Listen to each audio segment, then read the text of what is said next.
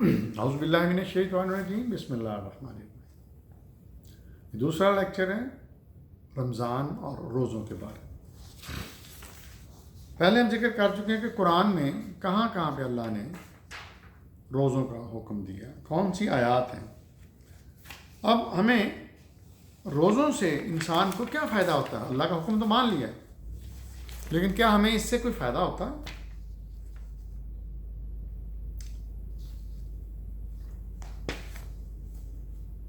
میں میڈیکلی بتانا چاہتا ہوں کہ اس سے کیا کیا فائدہ حاصل ہوتے ہیں۔ نمبر 1، ویٹ لاس، اپنے آپ وزن کم ہو جاتا ہے۔ Number 2، detoxification. ہمارے جسم کے اندر عام دنوں میں گند مند بے وقت کھانے اور رنگ برنگی چیزیں کھانے سے ہمارے اندر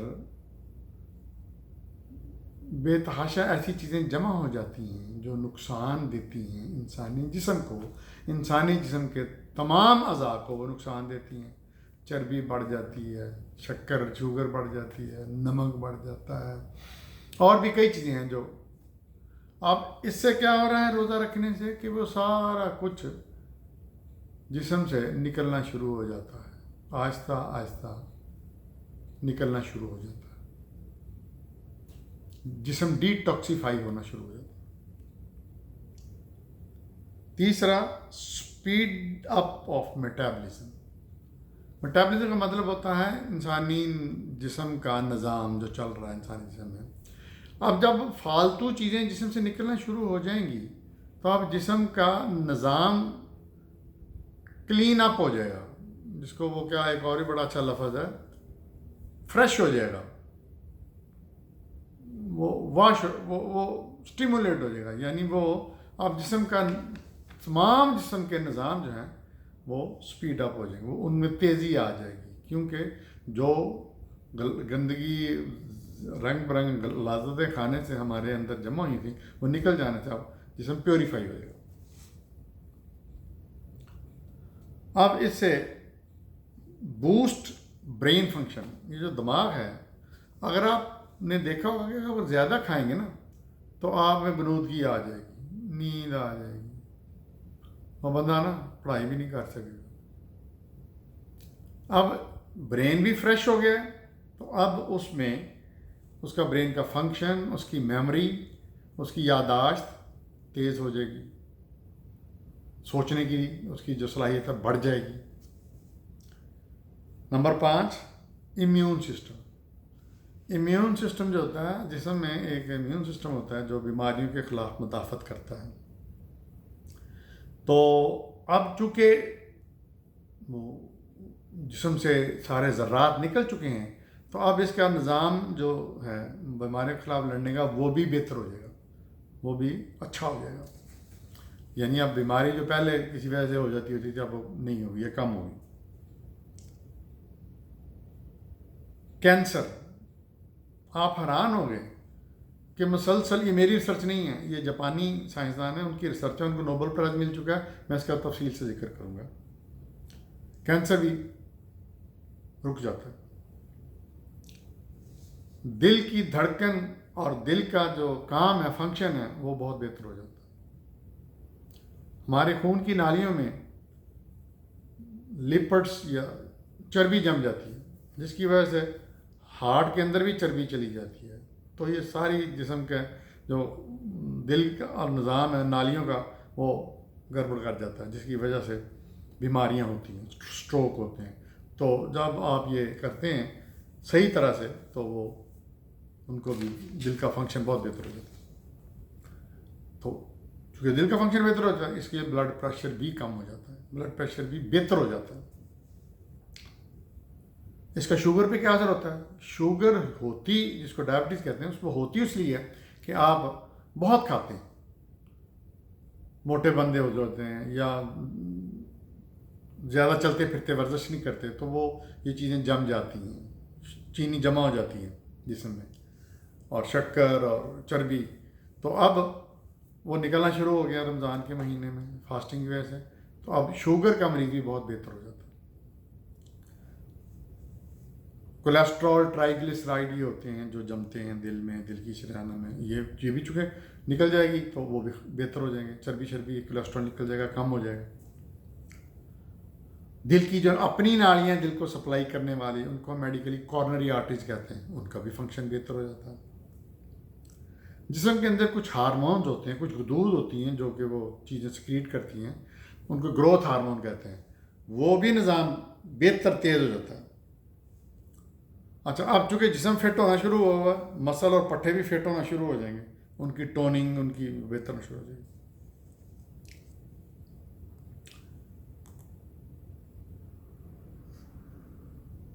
ऑक्सीजन जो है वो बाहर निकलेगी, ज़्यादा बाहर निकलेगी। तो ये मुख्तलिफ जो हैं मेडिकली रोज़े के क्या क्या फ़ायदे हैं, अब थोड़ा सा हम इसको डिटेल में पढ़ेंगे।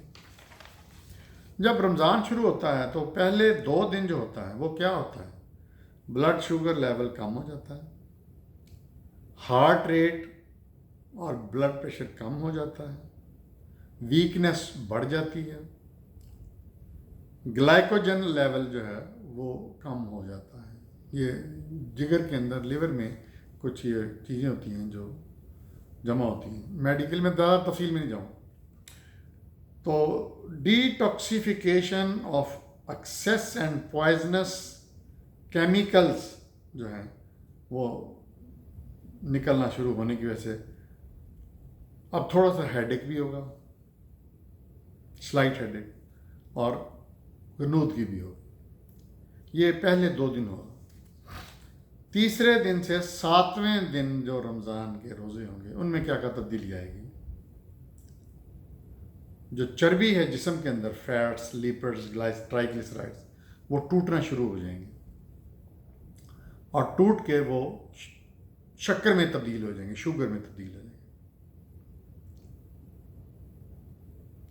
जो भूख है उसका जो है रूटीन बेहतर हो जाएगा। जो खून के अंदर 2 किस्म के ज़र्रात होते हैं, एक WBC वाइट ब्लड सेल, एक रेड ब्लड सेल। जो वाइट ब्लड सेल हैं वो बढ़ जाएंगे। वाइट ब्लड सेल का काम ही होता है कि बीमारियों के ख़िलाफ़ मुदाफ़त करना, जरासीम, केमिकल्स के ख़िलाफ़। जो WBC बढ़ जाएंगे, रेजिस्टेंस बढ़ जाएगी, ताकत लड़ने की किसी चीज़ की बढ़ जाएगी, आंतड़ियों की सफाई हो जाएगी और रिपेयर हो जाएगी, और shedding of extra and poisonous matter, जो आंतड़ियों में चिमटे होंगे फालतू किस्म के टॉक्सिक जर्रे, केमिकल्स, जहरीले, वो निकल जाएंगे। ये सारा कुछ होगा तीसरे रोज़े से 7वें रोज़े तक। अब 8वें रोज़े से 15वें रोज़े तक क्या होगा, इंसान फिजिकली और मेंटली अलर्ट होना शुरू हो जाएगा, ज़्यादा हो जाएगी, उसकी अलर्टनेस बढ़ जाएगी। जो जिस्म के अंदर खाने के निज़ाम हाजमा के अंदर जो डेड सेल होंगे या कैंसरस सेल होंगे वो उनको खाना शुरू कर देंगे, मरना शुरू हो जाएंगे। 16वें रोज़े से 30वें रोज़े तक betterment in all system of body, तमाम जो निज़ाम है वो फर्स्ट क्लास हो जाएगा। अच्छा, ये शर्त ये कि रोज़ा रोज़े की तरह रखना है, यानी मुनासिब सहरी और मुनासिब अफ्तारी। जो हम सेलिब्रेशंस करते हैं, अंधाधुंध खाते हैं, वो नहीं। ये एक जापानीज साइंटिस्ट हैं, योशिनोरी ओसुमी।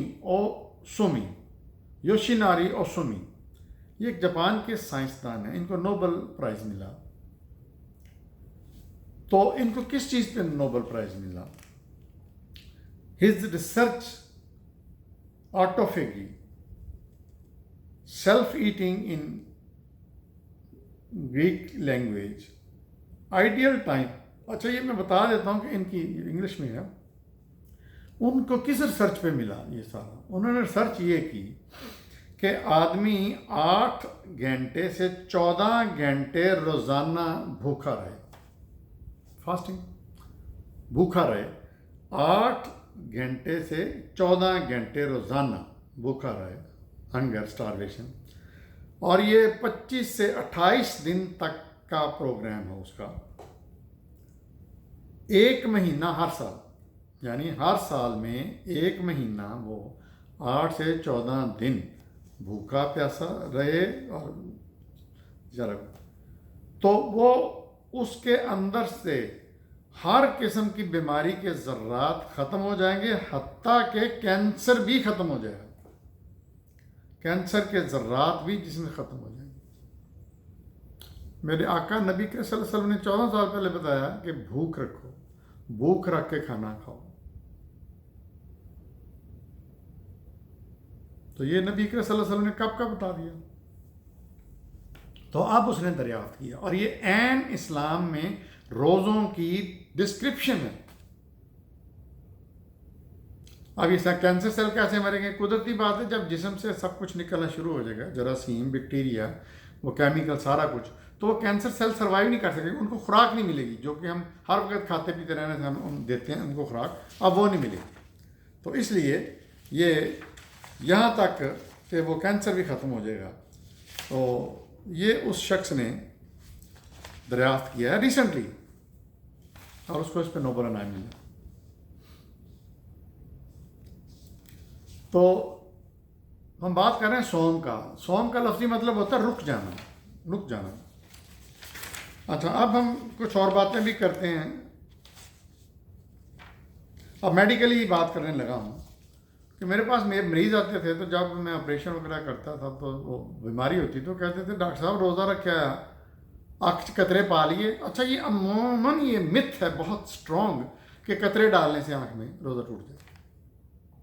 پھر دوسری متھ کہ جی کان اور ناک میں بھی قطرے ڈالنے سے روزہ ٹوٹ جائے۔ اب یہ مولویوں نے، جو کہ بالکل ان کو تعلیم پوری نہیں ہوتی کسی بھی چیز کی، قرآن کی بھی نہیں ہوتی، میڈیکل تو ہوتی نہیں۔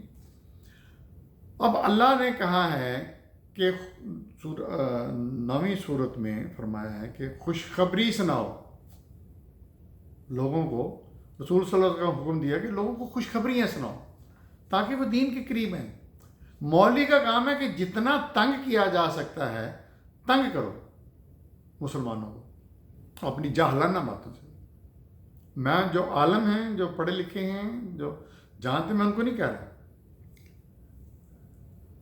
اب اللہ کہہ رہا ہے قرآن میں کہ روزہ کیا ہے کہ بھوکے رہو، پیاسے رہو، اور سیکس نہ کرو، ٹھیک، مباشرت نہ کرو۔ اب یہ جو ہم قطرے ڈالتے ہیں، کان کے قطرے تو کہیں جاتے ہی نہیں ہیں، کیونکہ کان کے آگے پردہ رکاوٹ ہے، وہ تو باہر ہی نکل آتے ہیں۔ تھوڑی سی دوائی اندر جاتی بھی ہوگی تو اس کا کوئی، کان میں جو ڈالتے ہیں، جو آنکھ میں ڈالتے ہیں، ناک میں ڈالتے ہیں، وہ حلق تک آتے ہیں، حلق میں اس کا کڑواہا پن ضرور فیل ہوتا ہے۔ پھر کیا ہوا؟ وہ نیچے تو جا ہی نہیں رہا، روزہ تو ٹوٹ ہی نہیں رہا اس سے۔ تو میں ان کو کہتا ہوں مریضوں کو کہ نہیں تم ڈال لو، اس سے کچھ نہیں ہوتا۔ اب ٹوتھ پیسٹ کی بات کرتے ہیں اور مسواک کی۔ میں مسواک پہ اسپیشل لیکچر دوں گا۔ مسواک اور ٹوتھ پیسٹ ایک ہی جیسی چیز ہے۔ مسواک میں جو کیمیکلز یا جو چیزیں ہوتی ہیں نا، جو وہی لوگوں نے ٹوتھ پیسٹ بنا دی ہے۔ تو ٹوتھ پیسٹ کا بھی ذائقہ ان چیزوں کا منہ میں جا رہا ہوتا ہے، اور مسواک کا بھی جا رہا ہوتا ہے۔ ہم جب جوان تھے، پڑھتے تھے، تو ابا جی نے ماشاءاللہ قرآن بہت پڑھتے تھے، لیکن تحقیق نہیں کرتے تھے وہ خاص، کیونکہ بزی ڈاکٹر تھے۔ تو مجھے بڑا عجیب لگتا تھا کہ جب مسواک میں بھی منہ میں ذائقہ آ رہا ہے مسواک کا، تو ٹوتھ پیسٹ کا بھی ذائقہ منہ میں آ رہا ہے، اس سے کون سا بھوک پیاس ختم ہو رہی ہے؟ تو میں مسواک اس وقت نہیں کرتا تھا، اب تو خیر ریگولر کرتا ہوں، تو میں ٹوتھ پیسٹ ہی کرتا تھا ابا جی سے چھپ کے۔ پھر اور بات مشہور کی ہوئی ہے کہ جی ایک حضور صلی اللہ علیہ وسلم کا نام لگایا ہوا ہے کہ جی اللہ کے رسول نے کہا کہ کسی بیوی کا شوہر سخت ہو تو وہ افطاری کے وقت کھانا بناتے ہوئے چکھ لے کھانے کا ذائقہ۔ اب یہاں پہ شوہر، مولوی صاحب جو ہوتے ہیں نا، وہ اپنے آپ کو اوپر رکھتے ہیں، تن کے رکھتے ہیں اپنی بیویوں کو۔ اگر نبی کریم صلی اللہ علیہ وسلم نے اللہ کے رسول کا کام تھا کہ کتاب سنائیں اور حکمت سنائیں۔ اب اس میں حکمت تھوڑی سی یہی لگتی ہے کہ اللہ کے رسول نے اجازت دی ہوگی کہ بھئی عورتوں کو کہ تم لوگ کھانا کھانا بناتی ہو پورے خاندان کے لیے تو کھانا مزیدار ہو تاکہ سارا دن کی بھوک کے بعد بندہ انجوائے کریں. انہوں نے کہہ دیا ہوگا کہ بھئی تم نہ وہ چکھ لیا کرو کہ لون مرچ سارا کچھ ٹھیک ٹھاک ہے.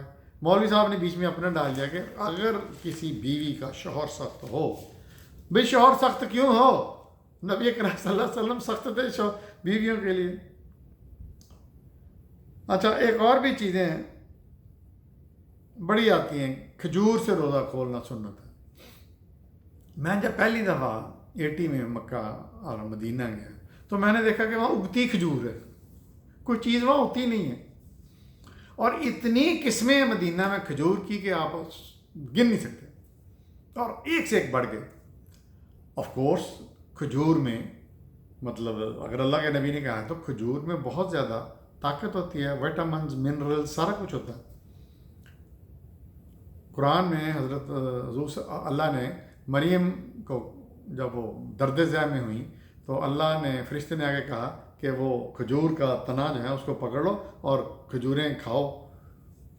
تو یہ طاقت ہے. لیکن یہ سنت نہیں. سنت میں اسپیشلی بات کروں گا کہ سنت کیا ہے. انہوں نے ہر چیز سنت بنا دی ہے کہ 4 بیویاں کرنی سنت ہے، فلانی چیز سنت ہے، مسواک کرنی سنت. مسواک تو ہر غریب آدمی کرتا ہے.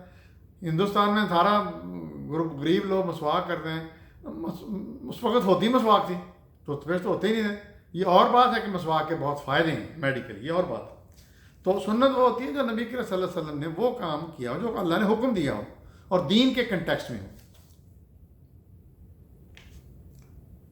اچھا اب بات کریں گے نماز تراویح کی. یہ ایک لازمی جز بن گیا ہے رمضان کا. تراویح نماز نہ قرآن میں ہے نہ سنت میں ہے، نہ نبی کریم صلی اللہ علیہ وسلم نے پڑھی نہ قرآن میں. تو یہ کہاں سے آئی؟